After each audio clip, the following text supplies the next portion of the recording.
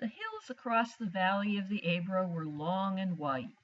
On this side there was no shade and no trees, and the station was between two lines of rails in the sun. Close against the side of the station there was the warm shadow of the building and a curtain, made of strings of bamboo beads, hung across the open door into the bar to keep out flies. The American and the girl with him sat at a table in the shade outside the building. It was very hot, and the express from Barcelona would come in 40 minutes. It stopped at this junction for 2 minutes and went on to Madrid. "What should we drink?" the girl asked. She had taken off her hat and put it on the table. "It's pretty hot," the man said. "Let's drink beer." "Dos cervezas," the man said into the curtain. "Big ones?" a woman asked from the doorway. "Yes, 2 big ones." The woman brought 2 glasses of beer and 2 felt pads. She put the felt pads in the beer glasses on the table and looked at the man and the girl.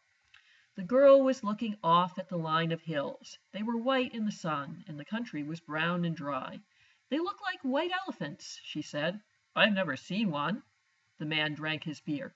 "No, you wouldn't have." "I might have," the man said. "Just because you say I wouldn't have doesn't prove anything." The girl looked at the bead curtain. "They've painted something on it," she said. "What does it say?"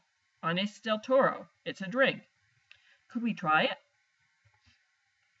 The man called, "Listen!" through the curtain. The woman came out from the bar. "4 reales. We want 2 Anis del Toro." "With water?" "Do you want it with water?" "I don't know," the girl said. "Is it good with water?" "It's all right." "You want them with water?" "Yes, with water." "It tastes like licorice," the girl said, and put the glass down.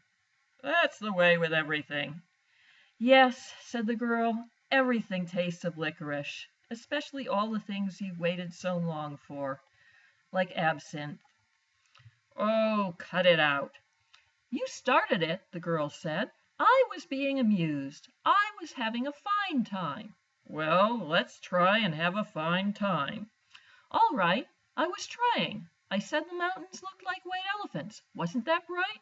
"That was bright." "I wanted to try this new drink. That's all we do, isn't it? Look at things and try new drinks?" "I guess so." The girl looked across at the hills. "They're lovely hills," she said. "They don't really look like white elephants. I just meant the coloring of their skin through the trees." "Should we have another drink?" "All right." The warm wind blew the bead curtain against the table. "The beer's nice and cool," the man said. "It's lovely," the girl said. "It's really an awfully simple operation, Jig," the man said. "It's not really an operation at all." The girl looked at the ground the table legs rested on. "I know you wouldn't mind it, Jig. It's really not anything. It's just to let the air in." The girl did not say anything. "I'll go with you, and I'll stay with you all the time. They just let the air in, and then it's all perfectly natural." "Then what will we do afterward?" "We'll be fine afterward, just like we were before." "What makes you think so?" "That's the only thing that bothers us. It's the only thing that's made us unhappy." The girl looked at the bead curtain, put her hand out, and took hold of 2 of the strings of beads. "And you think then we'll be all right and be happy?" "I know we will. You don't have to be afraid. I've known lots of people that have done it."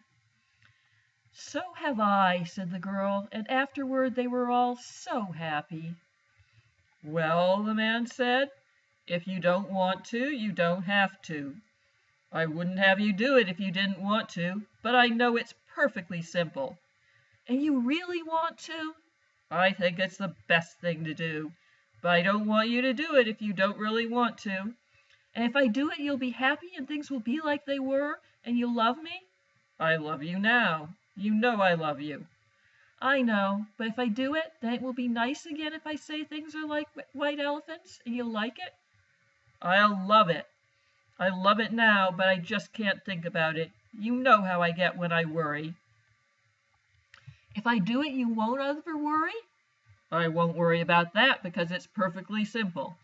Then I'll do it, because I don't care about me. What do you mean? I don't care about me. Well, I care about you. Oh, yes, but I don't care about me, and I'll do it, and then everything will be fine. I don't want you to do it if you feel that way. The girl stood up and walked to the end of the station. Across on the other side were fields of grain and trees along the banks of the Ebro. Far away beyond the river were mountains. The shadow of a cloud moved across the field of grain, and she saw the river through the trees. And we could have all this, she said, and we could have everything, and every day we make it more impossible. What did you say? I said we could have everything. We can't have everything. No, we can't.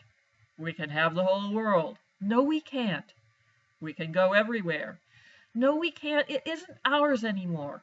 It's ours. No, it isn't, and once they take it away, you never get it back. But they haven't taken it away. We'll wait and see. Come on back in the shade, he said. You mustn't feel that way. I don't feel any way, the girl said. I just know things. I don't want you to do anything that you don't want to do, nor that isn't good for me, she said. I know. Could we have another beer? All right, but you've got to realize. I realize, the girl said. Can't we maybe stop talking? They sat down at the table, and the girl looked across at the hills on the dry side of the valley, and the man looked at her and at the table. You've got to realize, he said, that I don't want you to do it if you don't want to. I'm perfectly willing to go through with it if it means anything to you. Doesn't it mean anything to you? We could get along. Of course it does. But I don't want anybody but you. I don't want anyone else, and I know it's perfectly simple. Yes, you know it's perfectly simple. It's all right for you to say that, but I do know it. Would you do something for me now? I'd do anything for you. Would you please, please, please, please, please, please, please stop talking? He did not say anything, but looked at the bags against the wall of the station. There were labels on them from all the hotels where they had spent nights. But I don't want you to, he said. I don't care anything about it. I'll scream, the girl said. The woman came out through the curtains with 2 glasses of beer and put them down on the damp felt pads. The train comes in 5 minutes, she said. What did she say? Asked the girl. That the train is coming in 5 minutes. The girl smiled brightly at the woman to thank her. I'd better take the bags over to the other side of the station, the man said. She smiled at him. All right, then come back and we'll finish the beer. He picked up the 2 heavy bags and carried them around the station to the other tracks. He looked up the tracks but could not see the train. Coming back, he walked through the bar room where people waiting for the train were drinking. He drank an anise at the bar and looked at the people. They were all waiting reasonably for the train. He went out through the bead curtain. She was sitting at the table and smiled at him. Do you feel better? He asked. I feel fine, she said. There's nothing wrong with me. I feel fine.